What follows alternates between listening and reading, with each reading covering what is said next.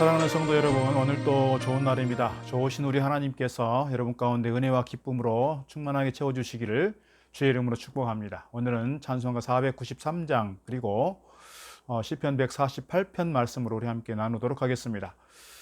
저희가 목회하면서 가장 강조하고 있는 부분 가운데 하나는 신방입니다. 신방에 대해서 제가 부목사 때부터 계속 집중해 왔었고, 또 상담을 공부했었던 상황에서 신방을 통해서 이 성도들을 만나고 또 접촉하고 영적인 터치를 해가면서 또 함께 기도하고 예배하고, 또 어떻게 보면 이 간단한 신방이지만 신방을 통해서 단회적 상담이라고 하는 그런 맥락에서 신방을 지금 접근해 가고 있습니다. 제가 신방을 할 때마다 성도들에게 요청하는 게 있습니다. 뭐냐면 좋아하는 찬송 또는 예배 때 부르고 싶은 찬송 한 곡 골라달라고 말씀을 드리는 거죠. 그러면 대개 자기가 좋아하는 찬송, 자주 부르는 찬송 또는 은혜 받은 찬송을 이렇게 내어놓게 됩니다. 그 찬송을 보면 그분이 어떤 영적 상태인지, 어떤 마음의 상태인지, 그리고 그분의 삶의 상황이 어떤 상황인지를 대충 이렇게 파악할 수 있습니다. 찬송을 통해서 우리가 위로받고 찬송을 통해서 힘을 얻고 그럴 때 주로 자주 부르는 찬송들이 있기 때문에 그렇습니다. 저도 어렸을 때부터 이렇게 자주 불렀던 찬송이 있고, 그 찬송을 부를 때마다 막 신이 나고 힘이 날 때가 있기도 하고요. 또 이렇게 찬송을 부르다 보면 제가 기분이 막 좋으면 찬송을 통해서 막 더 기분이 업되고 기쁨이 배가 되는 그런 때를 경험하게 됩니다. 한편에서는 제가 좀 힘들 때, 지칠 때, 마음이 우울할 때는 찬송을 부르면서 갑자기 울음이 나기도 하고, 갑자기 막 이렇게 폭발하기도 하고, 또는 찬송을 통해서 막 하나님의 만지심을 경험하기도 하고, 하나님의 도우심을, 또 하나님의 어떤 내 마음에 치료하시고 회복시키시는 그 은혜를 경험하기도 합니다. 그래서 찬송은 참 우리에게, 그래서 신앙생활에 있어서, 우리의 삶에 있어서 참으로 유익한 것이다. 그리고 찬송은 하나의 노래로서 끝나는 것이 아니라 찬송은 깊이 있게 하나님을 만나는 통로가 된다는 점에서 찬송은 우리를 살리기도 하고, 찬송은 우리를 정말 어떻게 보면 하나님의 큰 은혜를 경험하는 축복의 통로로 쓰이기도 한다는 것입니다. 오늘 말씀 보게 되면 이러한 찬송에 대해서 말씀하고 있습니다. 시편 146편에서 시편 150편까지는 할렐루야로 시작하는, 그래서 할렐루야 시편이라고 보통 이렇게 부르게 됩니다. 오늘 말씀도 보게 되면 이 찬양에 대한 말씀들이 많이 기록되어 있습니다. 우리가 잘 아는 것처럼 성 아시시의 프란시스라고 하는 이 성자가 있는데요. 이 프란체스코는 태양의 노래라고 하는 유명한 찬송시를 썼는데요. 이 태양의 노래라고 하는 이 찬송시를 통해서 이렇게 얘기하는 거예요. 한 번 찬양하는 것은 두 번 기도하는 것과 맞먹는다는 거예요. 우리 한 번 찬양이 얼마나 기도하는 것과 하나님과 깊이 있게 대화할 수 있고 하나님과 깊이 만날 수 있는 좋은 통로가 된다는 것을 우리에게 말해주는 겁니다.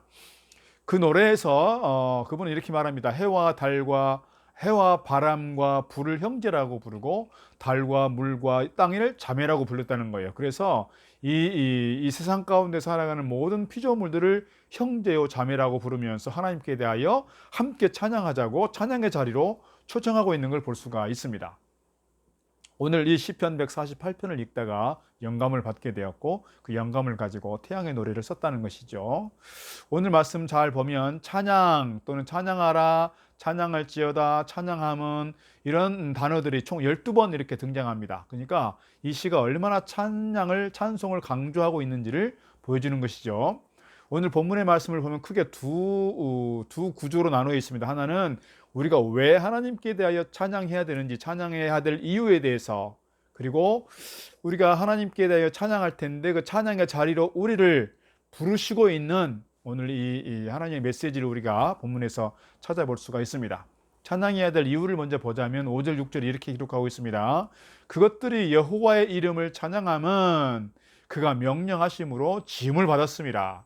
그가 또 그것들을 영원히 세우시고 폐하지 못할 명령을 정하셨도다. 다시 말씀드리면 우리는 하나님의 피조물이라는 것이고, 피조물은 당연히 창조주이신 하나님께 대하여 찬양하고 예배하는 것이 마땅하다.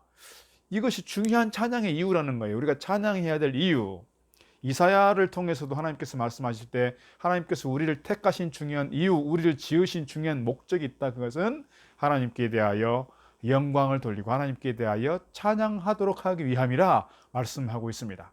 오늘 우리가 하나님께 대하여 찬양해야 될 가장 큰 이유는 오늘 우리는 하나님의 피조물이기 때문이다. 더 나아가서 우리는 주님의 은혜 가운데에서 죽을 수밖에 없었던 영혼들이 주님으로 인하여서 우리가 구원받게 되었으니 우리가 마땅히 주님의 은혜에 대하여 감사하고 찬양할 수밖에 없지 않겠느냐 하는 것입니다. 오늘 우리를 하나님께서 지으셨고 이 땅 가운데서 만물을 다스리도록 복을 주셨고 우리 가운데 지금도 은혜 주셨고 구원의 은총 베푸셨으니 마음껏 주님께 대하여 감사하고 찬양 드릴 수 있는 저와 여러분 되기를 축복합니다. 13절 14절 보면 또 이렇게 말씀하고 있습니다. 여호와의 이름을 찬양할지어다. 그의 이름이 홀로 높으시며 그의 영광이 땅과 하늘 위에 뛰어나심이로다. 그가 그의 백성의 뿔을 높이셨으니 그는 모든 성도 곧 그를 가까이 하는 백성 이스라엘 자손의 찬양받을 이시로다. 할렐루야. 우리가 왜 하나님을 찬양해야 되느냐? 이 세상의 모든 이름 가운데 주님의 이름만이 홀로 높임 받을 만한 귀한 이름이기 때문이라는 거예요.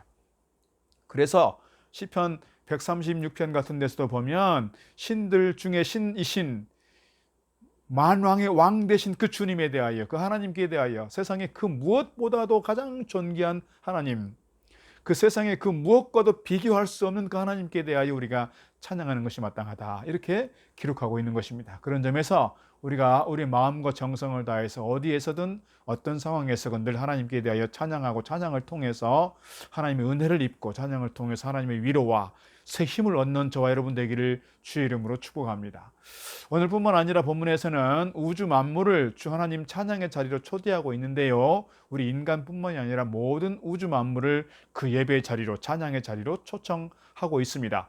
1절 4절 말씀 보게 되면 높은 곳 하늘에서 주님을 찬양해야 한다. 천사와 해와 달과 별들이 다 주님을 찬양해야 한다고 초청하고 있습니다.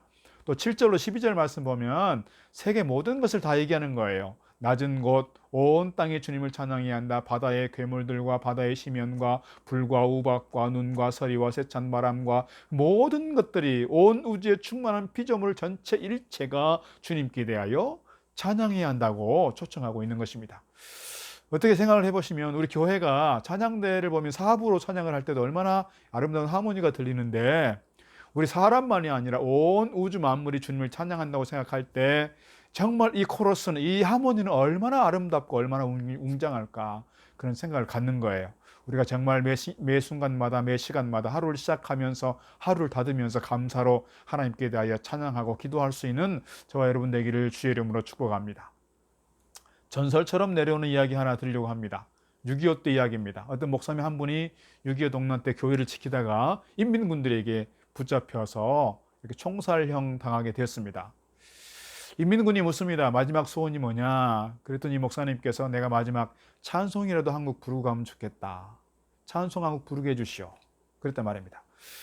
그랬더니 인민군이 그럼 한 곡 부르라고. 그래서 부른 찬송이 오늘 제가 말씀드린 493장입니다. 하늘 가는 밝은 길이 내 앞에 있으니. 이 찬송을 1절 불렀습니다. 2절을 부르고 있는 중간에 막 총소리가 탁탁탁 나는 거예요. 이 목사님께서 내가 이제 죽는구나, 그 생각을 하고 가만히 있는데 자기 몸에 이상이 없는 거예요. 눈을 떠보니까 자기를 향해서 총을 겨누고 있었던 그 인민군들이 다 죽은 거예요. 한 명 남고. 나중에 보니 그 한 명이 장로님 아들이었던 거예요. 그 찬송 소리를 듣고 찬송의 가사를 생각하고 찬송 부르고 있는 이 목사님 그 모습을 보면서 이 인민군의 마음, 이 살인자의 마음이 감동이 된 거예요. 그 마음이 움직여졌어요. 그래서 내가 이 목사님을 살려야 되겠구나. 그래서 자기 전우들이고 자기 동료들인 그 인민군을 향해 총을 쏘아서 그 사람들을 살해한 거예요. 마음과 영과 힘을 다하여 드렸던 찬양이 이런 생명을 살리는 역사가 있었다는 거예요. 오늘 우리에게 있어서 이런 극적인 것은 사실 쉽지 않겠지만 우리가 아무리 힘들고 어려워도 하나님께 대하여 희망을 가지고 노래하고 찬양할 때 하나님께서 우리의 마음에 힘을 더해 주시고 우리에게 닥쳐진 여러 가지 어려움과 이 힘든 상황들을 극복해낼 수 있는, 이겨낼 수 있는 그 힘과 또 능력을 우리에게 더하여 주시는 줄로 믿습니다. 오늘 우리가 힘들고 어려울지라도 하나님 앞에 나아가 기도함으로써 또 찬송함으로써 하나님의 큰 은혜와 복을 누리는 저와 여러분 되기를 주의 이름으로 축복합니다. 종교개혁자였던 마르틴 루터는 이렇게 말하고 있습니다. 하나님께서는 성경으로 말씀하시고 인간은 찬송으로 응답한다. 하나님께서는 성경으로 우리에게 말씀하실 뿐만 아니라 우리는 하나님께 대하여 찬송으로 응답한다. 그것은 찬송이 우리의 모든 신앙적 삶을 대변한다고 말씀드릴 수 있는 것이죠. 오늘 우리가 하나님께서 말씀을 통하여 주실 때, 성경을 통하여 말씀하시고 메시지를 주실 때 그 말씀 앞에서 우리가 아멘하여 찬송하고 아멘하여 하나님께 나아가 기도하는 가운데 하나님의 위로와 하나님의 격려하심이, 하나님의 은혜 베푸심이 우리 가운데 임하기를 바라고, 주님 안에서 새 힘 얻고 승리의 길을 달려갈 수 있는 저와 여러분 다 되기를 주의 이름으로 축복합니다. 오늘 하루도 주님 안에서 평안하시고 오늘 하루도 주님 안에서 기쁨 충만한 거룩한 삶 되기를 주의 이름으로 축복합니다. 세상은